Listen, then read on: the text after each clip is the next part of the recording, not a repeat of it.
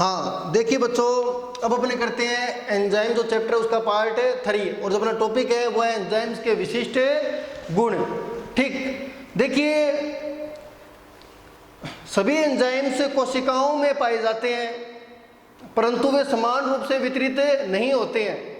जैसे श्वसन संबंधी एंजाइम्स माइटोकॉन्ड्रिया में पाए जाते हैं, जबकि प्रकाश संश्लेषण के लिए आवश्यक एंजाइम्स हरित लवक में उपस्थित होते हैं। ठीक, तो अपने अब बात करते हैं एंजाइमों के विशिष्ट गुण की, और पहला गुण है प्रोटीन प्रकृति। जैसा कि आपको पता ही है, पहला जो गुण है वो क्या है, प्रोटीन प्रकृति। देखिए जहां पर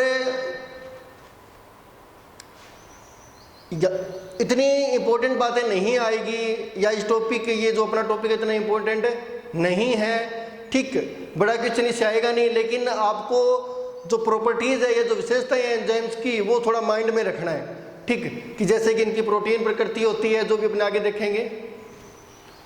तो अपने बात करें एंजाइम्स के विशिष्ट गुण, और पहला है प्रोटीन प्रकृति। ये मैंने आपको बता ही दिया कि अधिकांश एंजाइम रासायनिक रूप से क्या होते हैं, प्रोटीन होते हैं, और कुछ एंजाइम्स ऐसे भी हैं जिनमें अप्रोटीनी भाग भी मिलता है।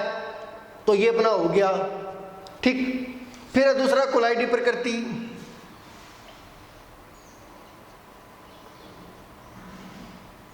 कोलाइडी प्रकृति, कोलाइडी प्रकृति क्या है कि जैसे कोई कण रूपी स्ट्रक्चर, पार्टिकल्स किसी विलेन में निलंबित रहते हैं या विलेन में डूबे रहते हैं, तो ये जो एक प्रकार का जो मतलब ये जो सॉल्यूशन है, या जो एक प्रकार का जो मिश्रण बना है ना, उसको अपने कहते हैं कोलाइड। ठीक, तो जो प्रोटीन्स या जो एंजाइम्स हैं, इनकी कैसी प्रकृति होती है, कोलाइडी प्रकृति। यानी ये पार्टिकल्स के रूप में होते हैं भी, किसके रूप में, पार्टिकल्स या कण के रूप में होते हैं, जो विलेन में, ठीक, निलंबित रहते हैं। ठीक, अब हो सकता है कि ये विलेन में घुले हुए हो या इनसोल्यूबल हो, वो तो एंजाइम की प्रकृति पर डिपेंड करता है। अब कोलाइडी प्रकृति के होने के कारण जो सतही क्षेत्रफल है ना, वो बढ़ जाता है, सतही क्षेत्रफल बढ़ जाता है।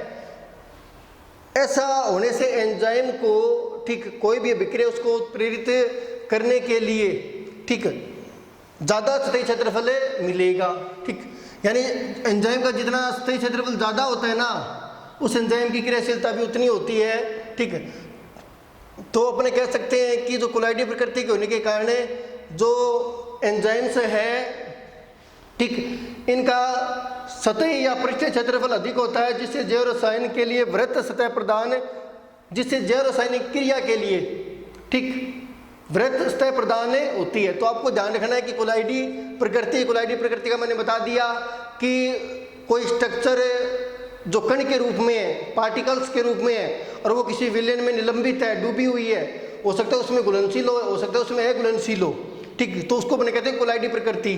ठीक, और कोलाइडी प्रकृति होने के कारण जो एंजाइम्स है ना, जो एंजाइम अणु है, एंजाइम मॉलिक्यूल है, उसका पृष्ठीय क्षेत्रफल या सतही क्षेत्रफल बढ़ जाता है, जिससे जैव रासायनिक क्रिया के लिए वृत्त सतह उपलब्ध होती है। यानी जो भी क्रियाधार है वो आसानी से एंजाइम की सतह से या सक्रिय स्थलों से जुड़ जाए और फिर क्रियाधार प्रोडक्ट में चेंज हो जाए। तो नंबर 2 हो गया अपना कोलाइडी प्रकृति। नंबर 3 अणुभार।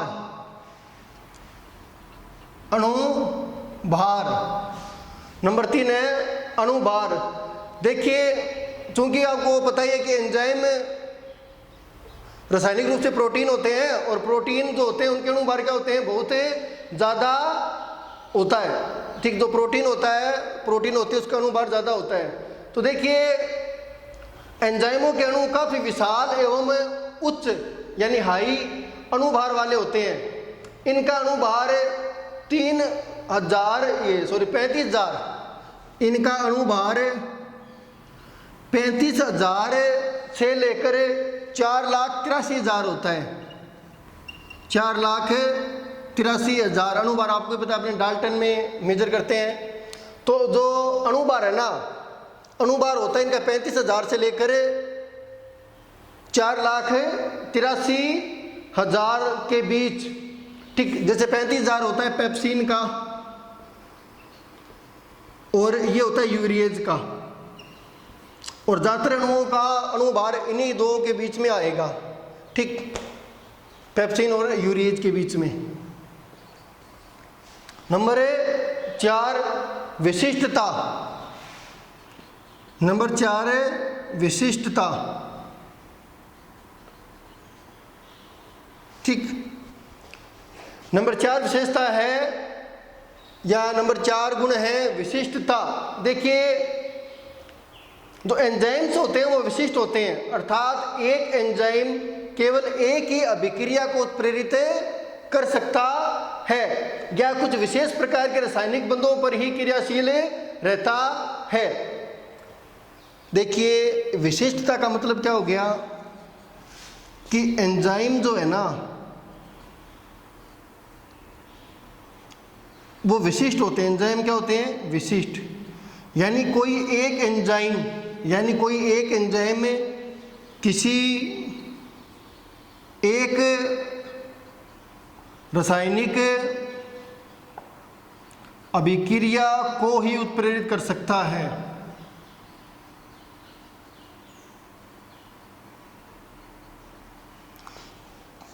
कोई एक एंजाइम किसी एक रासायनिक अभिक्रिया को उत्प्रेरित कर सकता है या किसी विशिष्ट प्रकार के बंध पर ही आक्रमण कर सकता है या उस पर क्रिया कर सकता है। अब देखिए, जो एंजाइम विशिष्टता है ना वो 4 प्रकार की होती है। ठीक, एंजाइम विशिष्टता 4 प्रकार की होती है।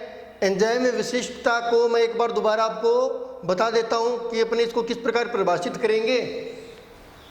देखिए, जो एंजाइम है वो विशिष्ट होते हैं, अर्थात एक एंजाइम केवल एक ही अभिक्रिया को उत्प्रेरित करता है या कुछ विशेष प्रकार के रासायनिक बंधों पर क्रियाशील रहता है।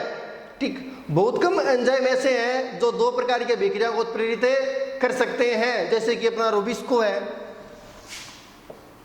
रुबिस्को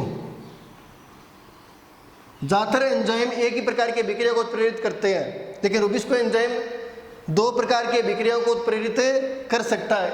ऐसे कुछ अपवाद है, ज़्यादा नहीं है, थोड़ी है। अब ये रुबिस्को जो एंजाइम है ना, ये कार्बोक्सिलेशन और ऑक्सीडेशन दोनों को उत्प्रेरित कर सकता है भी। ठीक, कार्बोक्सिलेशन इसलिए सी आ गया, ऑक्सीडेशन इसलिए ओ आ गया। राइबोलोज बिसफॉस्फेट कार्बोक्सिलेज ऑक्सीजनेज, यानी रुबिस्को एंजाइम कार्बोक्सिलेज की भूमिका भी निभा सकता है और ऑक्सीजनेज की भूमिका भी निभा सकता है। ऐसे एंजाइम्स बहुत कम है, यानी 2 तरह की भूमिका निभा ले या 2 तरह की रासायनिक अभिक्रिया को उत्प्रेरित कर सके। अब देखिए, ये जो एंजाइम विशिष्टता है ये सामान्यतः 4 प्रकार की होती है। कितने प्रकार की? 4 प्रकार की। तो पहला प्रोटीन प्रकृति होगी, गुलाइडी प्रकृति, फिर अणुभार और फिर विशिष्टता। और विशिष्टता में मैंने आपको कितने प्रकार बताए हैं? 4। पहला आपने करेंगे निरपेक्ष विशिष्टता। निरपेक्ष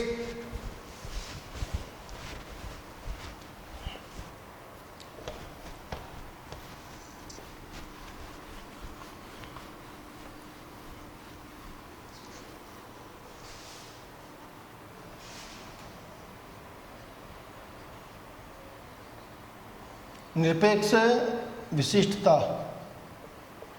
एंजाइम विशिष्टता में ये पहला है। निरपेक्ष विशिष्टता और एंजाइम विशिष्टता 4 प्रकार की है, पहले की अपनी बात कर रहे हैं। देखिए, इस प्रकार की विशिष्टता में एंजाइम केवल एक ही प्रकार की अभिक्रिया को उत्प्रेरित करता है। ठीक, इस प्रकार की विशिष्टता में एंजाइम केवल एक ही प्रकार की अभिक्रिया को उत्प्रेरित करता है। जैसे जो यूरिएज एंजाइम है अपना, यूरिएज, ये केवल यूरिया का जल अपघटन करता है, यूरिया का जल अपघटन करता है।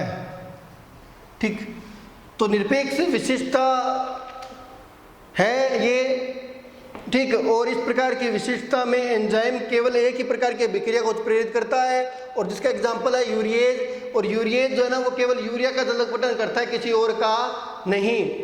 अब अगला है समूह विशिष्टता बी। समूह है विशिष्टता, ठीक। देखिए इसमें क्या है, कुछ एंजाइम्स संबंधित क्रियाकारक के समूह विशेष पर ही उत्प्रेरण करते हैं, ठीक। कुछ एंजाइम संबंधित क्रियाकारक के समूह विशेष पर ही उत्प्रेरण करते हैं। जैसे हेक्सोकाइनेज एंजाइम है, हेक्सोकाइनेज, ये एंजाइम 6 कार्बन युक्त जो शर्कराएं हैं, 6 कार्बन युक्त शर्कराएं जिनको कहते हैं अपने हेक्सोज, उन पर क्रियाशील है भी, ठीक। तो समूह विशिष्टता का मतलब क्या हो गया कि कुछ एंजाइम संबंधित क्रियाकारक के समूह विशेष पर ही उत्प्रेरण करते हैं, ठीक। जैसे कि अपना हेक्सोकाइनेज है, और ये हेक्सोकाइनेज, ठीक, किसी एक 6 कार्बन युक्त शर्करा पर काम नहीं करता। हेक्सोकाइनेज जितनी भी 6 कार्बन युक्त शर्कराएं हैं ना, उन पर यह क्रियाशील रहता है हेक्सोकाइनेज, चाहे वो ग्लूकोज हो, चाहे वो फ्रक्टोज हो, ठीक, ग्लूकोज और फ्रक्टोज। तो यहाँ पर क्रियाकारकों का एक विशेष समूह हो गया, ये 2 क्रियाकारक है और इनका एक विशेष समूह हो गया। विशेष समूह मतलब ये दोनों ही क्या है, हेक्सोज है। अदर भी शर्कराएं हैं जो हेक्सोज प्रकार की है या 6 कार्बन युक्त है, ठीक।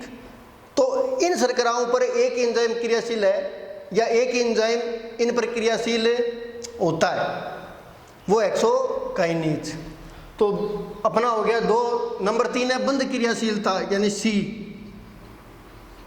बंध क्रियाशीलता। देखिए कुछ एंजाइम एक विशेष प्रकार के रासायनिक बंध को पहचान कर इस पर क्रियाशीलता दर्शाते हैं, ठीक। जैसे राइबोन्यूक्लियेज एंजाइम। तो नंबर 3 अपने कर रहे हैं बंध क्रियाशीलता या बंध विशिष्टता, सी, बंध विशिष्टता।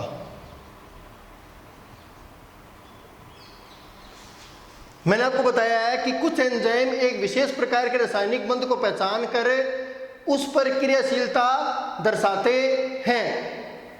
जैसे राइबोन्यूक्लियेज एंजाइम, जैसे राइबोन्यूक्लियेज जो एंजाइम है, ठीक। राइबोन्यूक्लियेज एंजाइम पिरिमिडीन क्षारक के 3 प्राइम सिरे पर ही,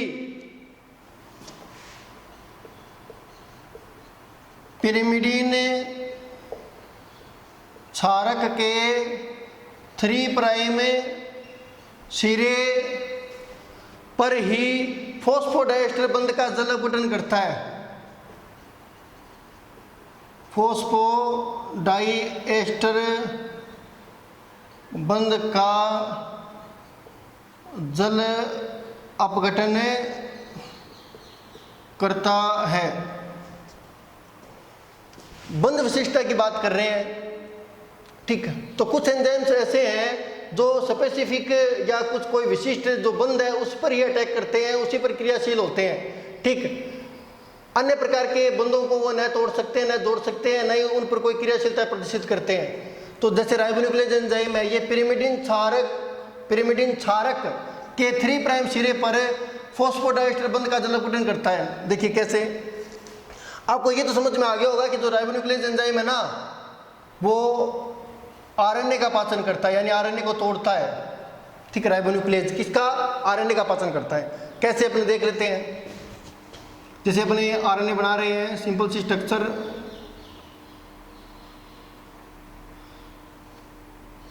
ये मान लीजिए वो फॉस्फेट हो गया, इसी प्रकार से ये एक फॉस्फेट ये अपनी शुगर है, आपको पता ही है।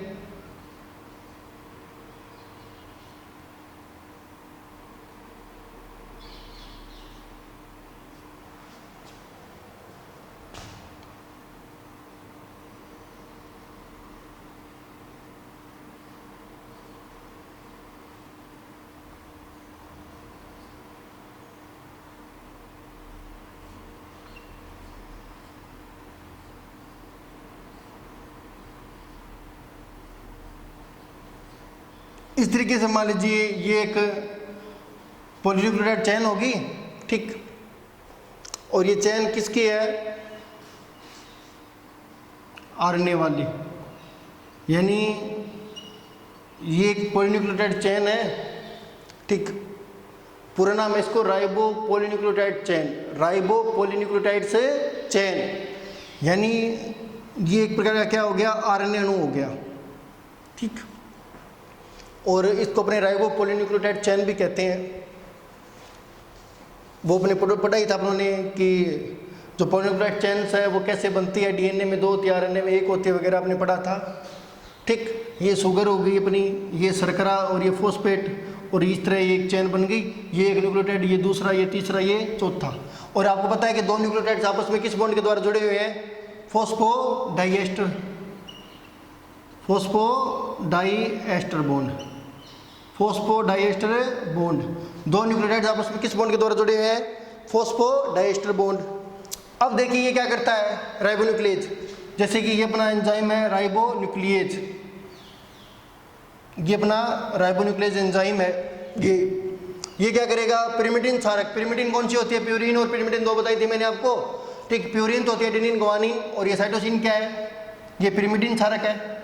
साइटोसिन क्या है? पिरिमिडिन क्षारक है। इसके 3 प्राइम सिरे पर, इसका 3 प्राइम सिरा ये है, ये इसका 3 प्राइम होगा, ये 5 प्राइम होगा, ठीक, क्योंकि 3 नंबर कार्बन है। अब यहाँ पर जो फॉस्फोडाइएस्टर बंद है उसका जल अपघटन करेगा, यानी ये जो बॉन्ड है ना इसको तोड़ देगा, इस तरह तोड़ देगा, तोड़ दिया, ये अलग होगी। ये जो न्यूक्लियोटाइड है ना, फॉस्फेट, शुगर, नाइट्रोजन क्षार, ये न्यूक्लियोटाइड है, ये क्या होगी? इस चेन से अलग हो गई। इस प्रकार बंध विशिष्टता। आगे देखिए, आगे है त्रिविम विशिष्टता, डी, त्रिविम विशिष्टता।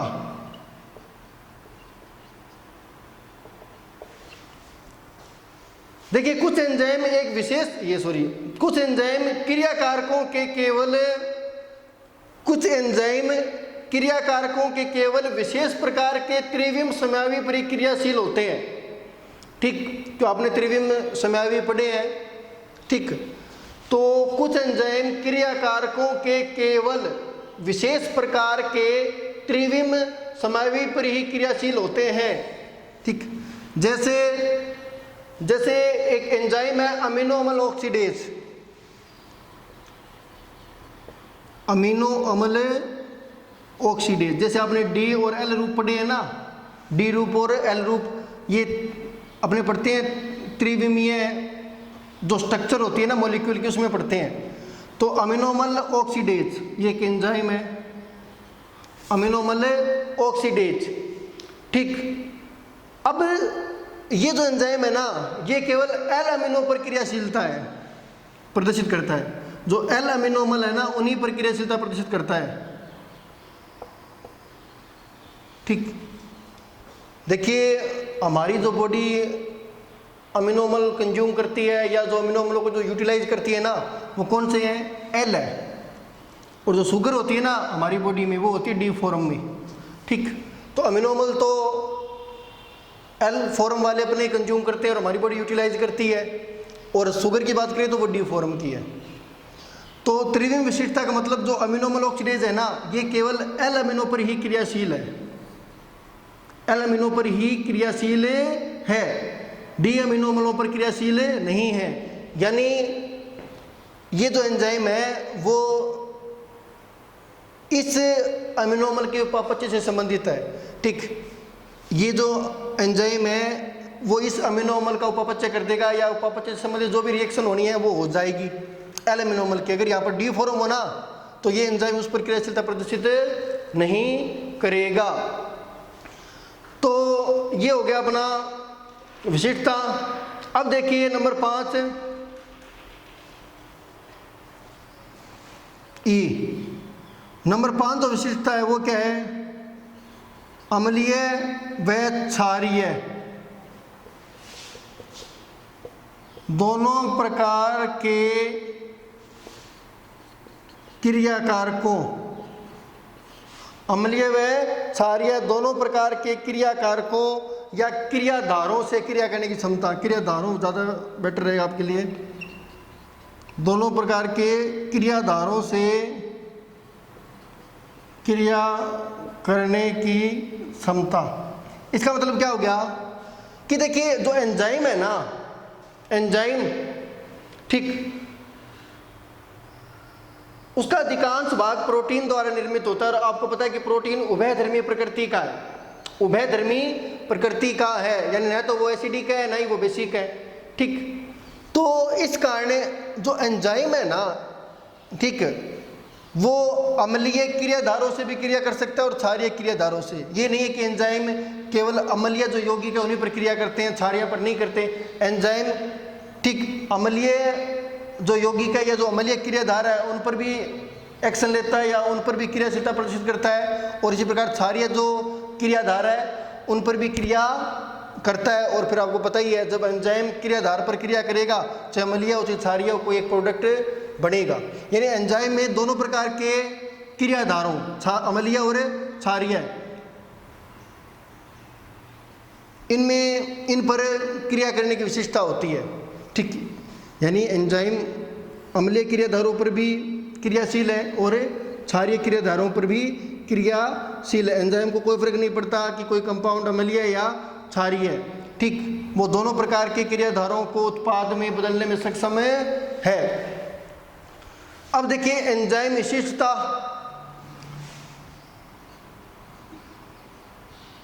एफ है एंजाइम इष्टता। इसका मतलब क्या है? देखिए एंजाइम को अपनी सर्वाधिक क्रियाशीलता के लिए कुछ विशिष्ट परिस्थितियां चाहिए। ठीक, यानी कुछ विशेष परिस्थितियां होती है जिनमें एंजाइम बहुत ज़्यादा क्रियाशील होता है, ठीक, या सबसे ज़्यादा क्रियाशील होता है। उन्हीं परिस्थितियों को अपने कहते हैं एंजाइम इष्टता। एंजाइम इष्टता जैसे पीएच हो गई, जैसे टेम्परेचर हो गया, ठीक, पीएच हो गई, टेम्परेचर हो गया, ठीक। यानी अधिकतर एंजाइम विशेष परिस्थितियों में ही सर्वोत्तम क्रियाशीलता दर्शाते हैं और यह एंजाइम इष्टता कहलाती है। ठीक, एंजाइम क्रियाशीलता तापमान, पीएच, क्रियाधार जो है उनकी सांद्रता आदि पर निर्भर करती है। ठीक, अब देखिए मैंने आपको बता दिया कि एंजाइम इष्टता का मतलब है कि वे परिस्थितियां जिसमें कोई एंजाइम सर्वाधिक क्रियाशील हो, सर्वाधिक क्रियाशील रहे, उनको कहते हैं एंजाइम इष्टता। ठीक, जैसे कि जो पीएच है माध्यम का, जो टेम्परेचर है, ये जो क्रियाधारों की सांद्रता है, ठीक, ये सब एंजाइम इष्टता को प्रभावित करते हैं। ठीक, अगला अपना एंजाइम संदमन या निरोधन। लास्ट है भी ये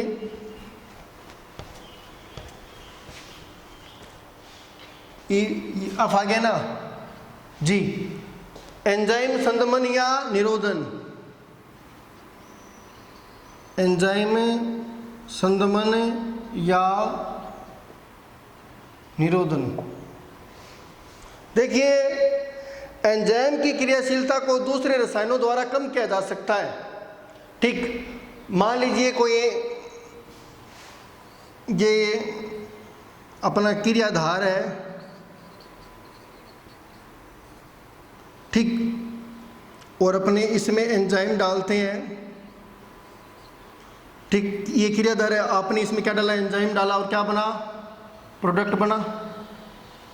लेकिन कुछ धातु या कुछ यौगिक ऐसे हैं जिनको अगर अपने इसमें डाल दें तो एंजाइम की क्रियाशीलता प्रभावित होती है। एंजाइम की क्रियाशीलता ऋणात्मक रूप से प्रभावित होती है, यानी एंजाइम की क्रियाशीलता कम हो जाएगी, तो इसे कहते हैं एंजाइम संदमन या निरोधन।